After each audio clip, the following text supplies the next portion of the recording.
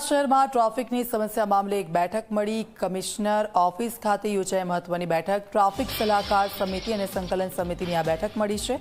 ગુજરાતના ડીજીપીની અધ્યક્ષતામાં મહત્વની બેઠક યોજાઈ છે। બેઠકમાં શહેરના ધારાસભ્યો અને સાંસદ હાજર રહ્યા છે। બેઠકમાં ટ્રાફિક સલાહકાર સમિતિના સભ્યો પણ હાજર છે।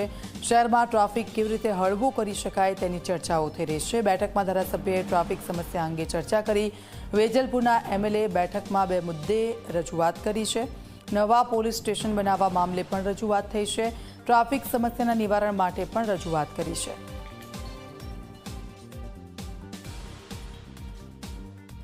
વેજલપુર અને સરખેજને નવા પોલીસ સ્ટેશનો મળે એ દિશામાં ચોક્કસ પ્રગતિ થાય એ સંદર્ભે વાત થઈ અને જ્યાં ટ્રાફિક માટે રસ્તા ઉપર એક પીળો પટ્ટો મારવામાં આવે જેના કારણે દુકાનમાં સામાન્ય ખરીદી કરવા આવતા જે લોકો છે એ સ્કૂટર લઈને આવતા હોય પોતાની ગાડી લઈને આવતા હોય તો પીળા પટ્ટાની અંદર ટોઈંગ ના થાય એ પ્રકારની એક રજૂઆત કરી છે।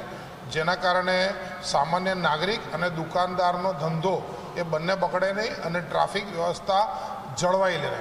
એટલે એક પીળો પટ્ટો મારવો જોઈએ અને એની અંદર જે બી વાહન હોય એને ટોઈંગ ન કરવું। અને જનતાને બી હું આ નિમિત્તે વિનંતી કરું કે જો આ પ્રકારની વ્યવસ્થા થાય ત્યારે એ પટ્ટાની બહાર પોતે બી વાહન ના રાખે જેના કારણે ટ્રાફિક પણ સારી રીતે ચાલે।